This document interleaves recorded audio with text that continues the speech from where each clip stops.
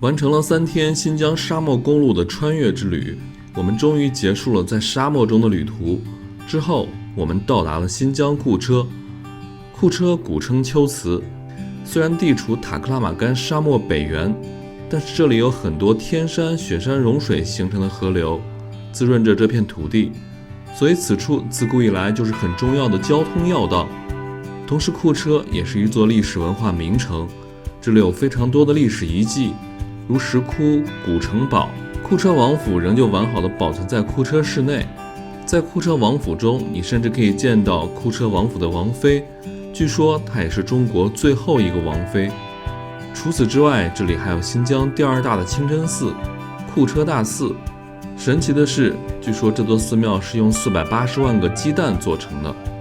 来到了库车，不能不跟大家提的就是库车的3宝，它们分别是小白杏、库车羊和库车大馕。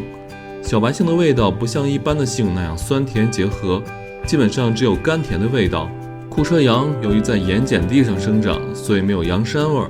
这里的烤全羊和羊肉都是远近闻名。库车大馕可以说是库车最大的特色，这里的馕比新疆其他地方的馕要大出不少，而且味道更棒。我们走过了新疆南北无数个城市，说到馕，库车的口味绝对是首屈一指的。提起吃的，库车也有个非常大的夜市大巴扎，在这里可以品尝到整个新疆的美食，还可以欣赏到维族帅哥美女的精彩舞技。现在的库车在新疆来说也是非常有名的，它在独库公路的最南端，很多的游客和旅行者为了穿越这条公路都要经过这里。今天我们就带着大家去体验这有着数千年历史的新疆古城库车。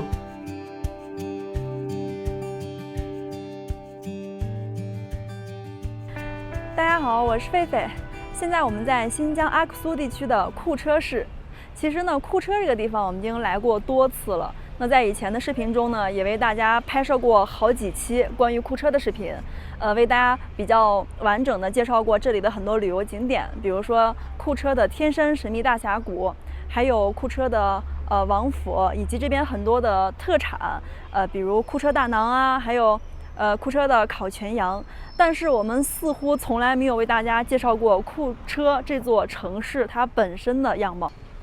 其实呢，新疆是一个地广人稀的地方，所以呢，库车的规模在县级市里面算是非常大的。库车的面积不是特别大啊，只有1点几万平方公里，但是呢，库车却拥有48.666万人口，算是很多了。我身后的这条路是库车市非常重要的一条东西向的大路，叫文化路、文化中路，还有文化东路西路，它是一个长条。然后跟这个路平行的还有一条东西向的大路，叫天山路。这2条路呢，也可以看出库车这个地方的一些特点。比如说天山路，因为库车的北边就是天山山脉，然后天山山脉里面除了数不尽的矿产资源之外，也有我们大家耳熟能详的很多旅游景点。而这条文化路呢，也代表了库车这个地方有非常悠久的历史和传统。在西汉的时期，库车就是西域36国之中的龟兹国，而且也是我们国家级的历史文化名城。我们现在已经来到了库车古城，我现在所站的位置呢，就是库车河上的一座古桥。这个桥2头都标的是危桥，然后只能让小型车辆和行人走，重型车辆是没有办法通过的。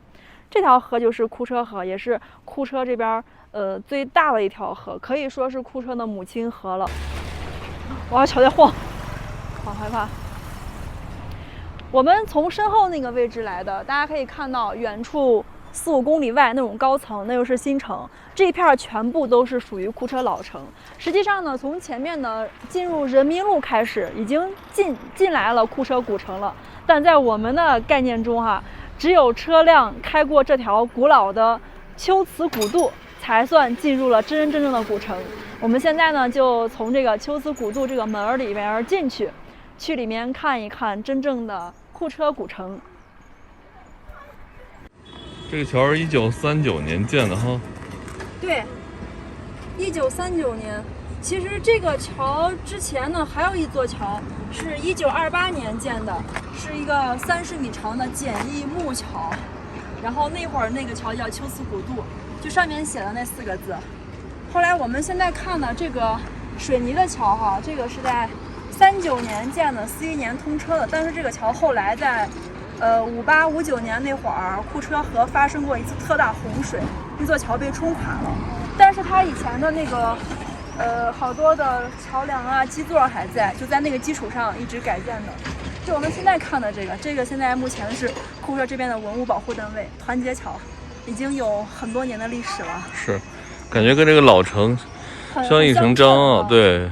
我们现在往老城里面走一走啊，因为现在呢，大多数年轻人啊都搬到新城那边去了，像老城是比较安静的，这边就有很多不愿意离开的老人还在这里生活。但是呢，老城里面却藏着很多很多的传统的小吃哈，美食。然后我们前面的这个绿顶的就是老城这边的清真寺，也很漂亮。这条路就是库车古城这边最有名的一条路，叫热斯坦路。然后这边写了中国历史文化街区。热斯坦路的两侧哈都是很多年的老房子。现在很多人在这里拍的那种旅游照，花花绿绿的围墙还有大门，就是这条路上拍的。还有大家熟知的库车王府也在这里面。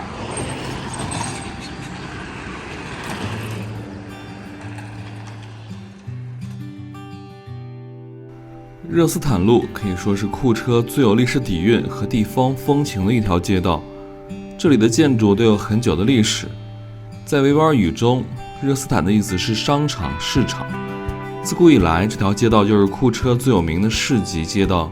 这里有数家几十年、上百年历史的老店，卖的东西大都是烤肉和馕。库车最好吃的馕，我们觉得就在这条街道上，大家来了一定不能错过。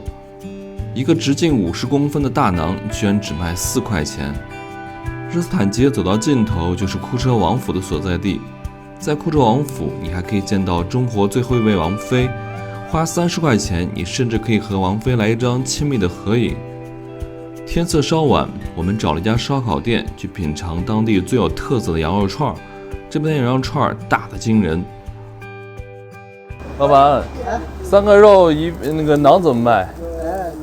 有小的吗？这么大啊？这多钱一个？这个1块啊，3个肉1个馕。好，随便做，谢谢老板。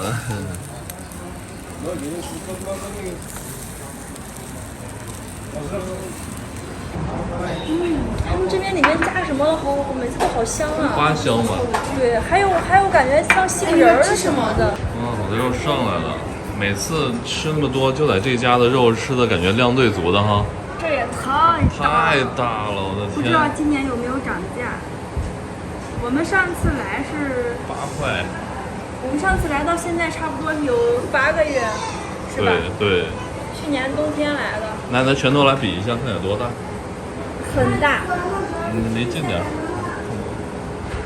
哇，感觉这个肉顶你的4个拳头、5个拳头长。先跟大家说一下，我的手大，因为我个子高，所以我的手也长。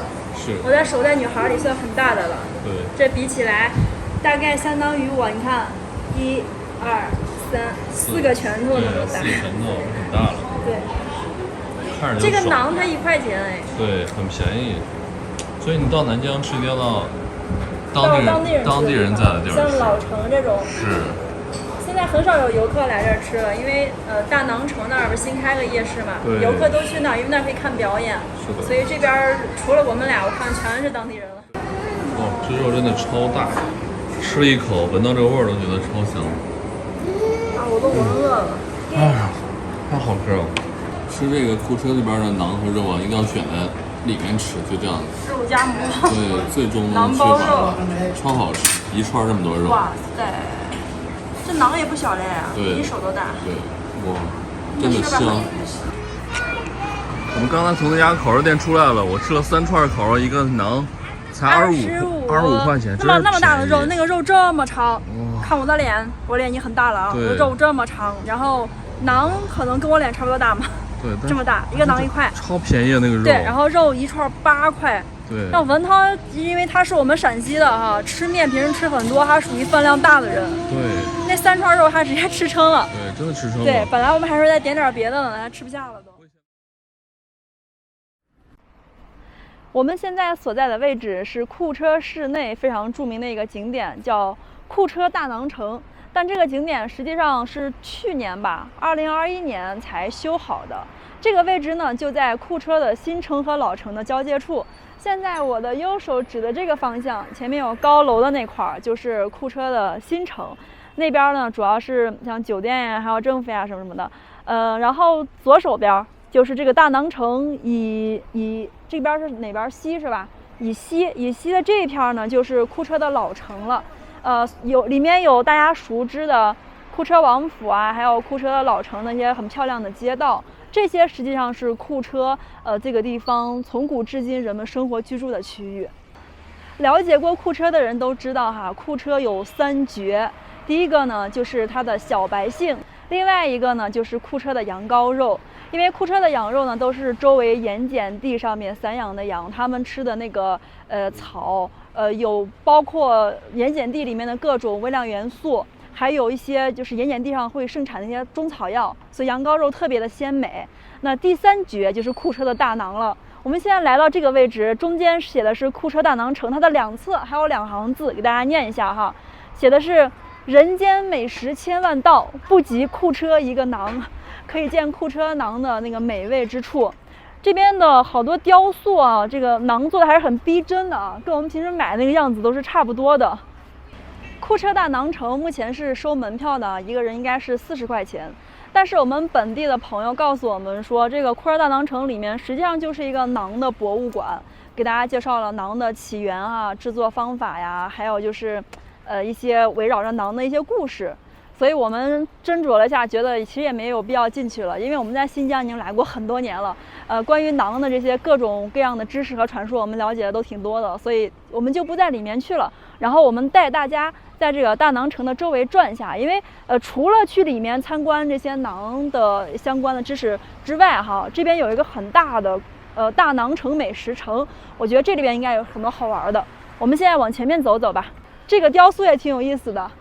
2个人抬着那么高一层馕，其实大家可能觉得哈，库车大馕那么大一个，好多人家里买一个都能吃好久，应该会每个人买一个就够可以的了。但实际不是，我们在新疆这边发现哈，新疆人买馕，那都是成捆的买，就这个画面。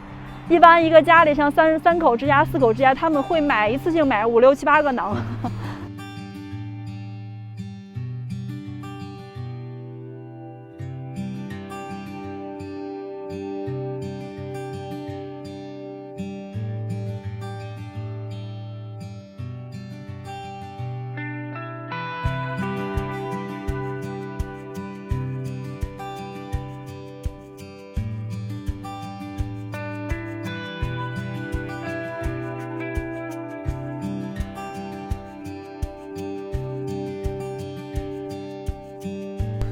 带着大家了解了库车的古城和新城，下面我们去探访库车最有名的一处古老寺庙——库车大寺。这座寺庙是新疆第2大的清真寺，仅次于喀什的艾提嘎尔清真寺。置身其中，能感受到历史气息的扑面而来。无论是砖石还是木材，上面都有着非常美丽的各种图案。值得一提的就是，在库车大寺的建造过程中，寺庙用了480万个鸡蛋作为粘合剂。这种方式我们也是头一次听说。下面跟着狒狒和文涛穿越历史，走进这有着数百年历史的庙宇。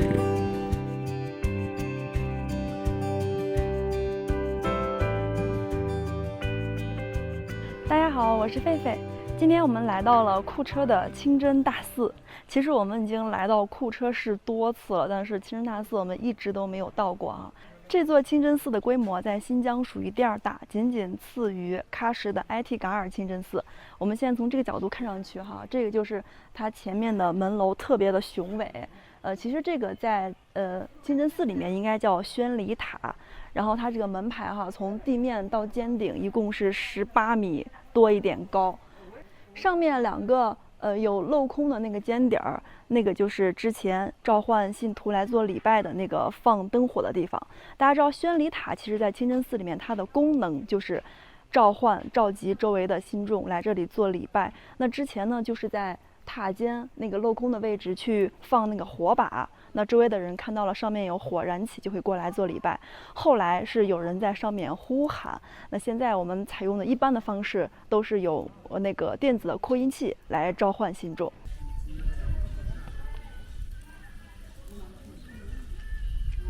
库车的清真大寺是位于库车老城这里，看看我的身后，都是库车老城这边一排一排的老房子。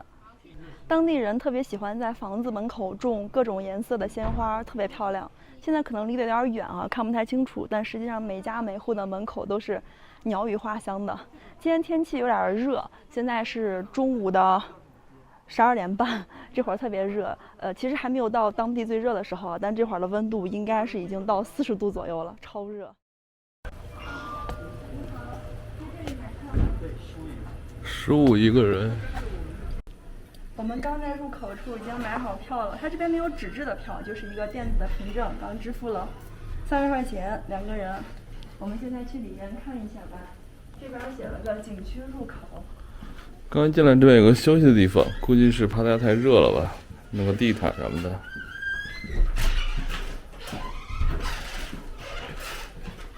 哇，这规模还是很大的啊！这个院子就已经很大了。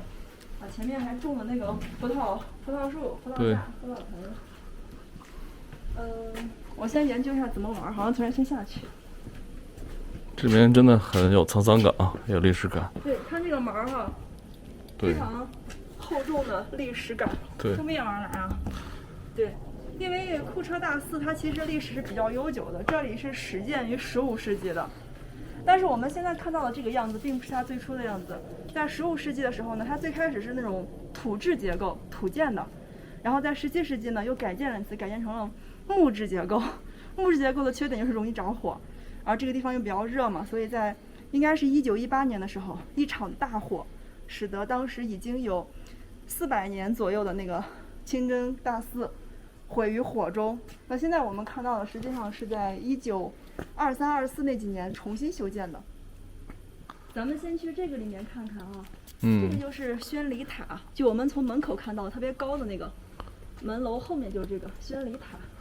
宣礼塔刚刚说了嘛，它是召集周围信众前来做礼拜的地方。哇，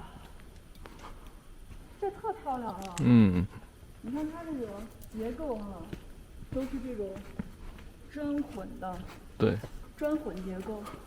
然后这个里面进来之后，哇，天哪！你看上面，穹顶好高啊！这是这种穹顶式的，因为在穆斯林他们的那个定义中，这种穹顶象征着天宇嘛。对。然后上面是一个圆形的特别高的大穹顶，然后往下来之后呢，它是有，其实是像一个八边形，你看。对。八边，然后再往下走是4面。所以其实你看，维吾尔族人他们戴那个帽子，也是那种4棱8边的，挺漂亮的啊。哇，一到这儿瞬间凉下来了哈。对，新疆就是这样，新疆的夏天那个太阳下和阴凉处完全是2个温度。对。太阳下能把人烤熟。我们现在来看一下它的这个墙壁哈。刚刚我们在门口的时候，售票的那个维族大哥还跟我们讲了一下，他说里面的这些砖中间的这个并不是什么石灰啊沙子，也有这个成分，但是之前呢这地方其实是用了数百万枚那个鸡蛋的蛋清去把这些墙做一个粘合的，因为在那个年代也没有太好的那种粘合剂，而蛋清是个很好的选择。所以说呢，修建这座库车大寺是用了数百万枚鸡蛋才把它做好的。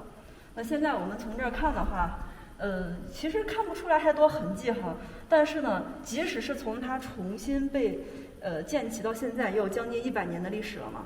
但是它现在你看依然很平整、很完好，也没有什么开裂、掉皮的情况，这还是粘合的很好的哈。对，当地人民的智慧啊，每个地方有每个地方的招。对，我这个真的好壮观啊！这有一个景区介绍，我们现在左手边的这个就是宣礼楼哈。对。宣礼楼楼高是18.3米，然后礼拜大厅应该是它一个比较核心的一个地方。这个大厅特别大，这边好像介绍的比较少，只说它的面积是1720平方米。但是还有一组数据哈，说这个礼拜大厅里面最多可以容纳3000人同时测礼拜，是相当大了。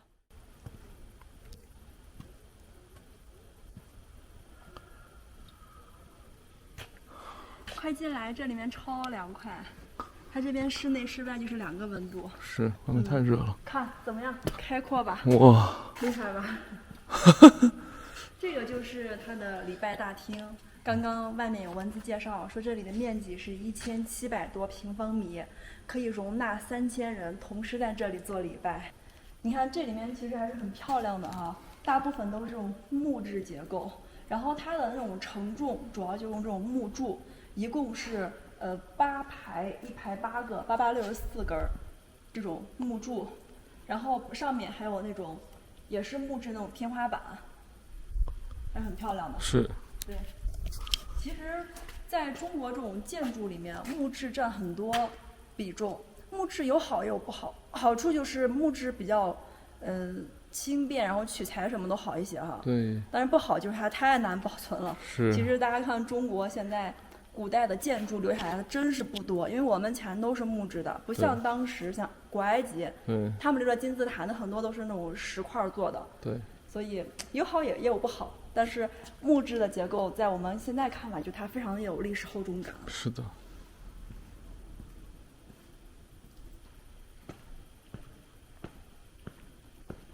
走到这儿感觉真的特别的神圣和庄严哈。对。这边还有算一个小的镂空啊，上面。对。可以让空气流通一下。对。然后你看这边它就特别有伊斯兰那种风格。对。那个门儿是这种尖顶的。是。然后上面也是，这种形状特别多。对。一个尖顶和带点圆弧下来的那种。是的。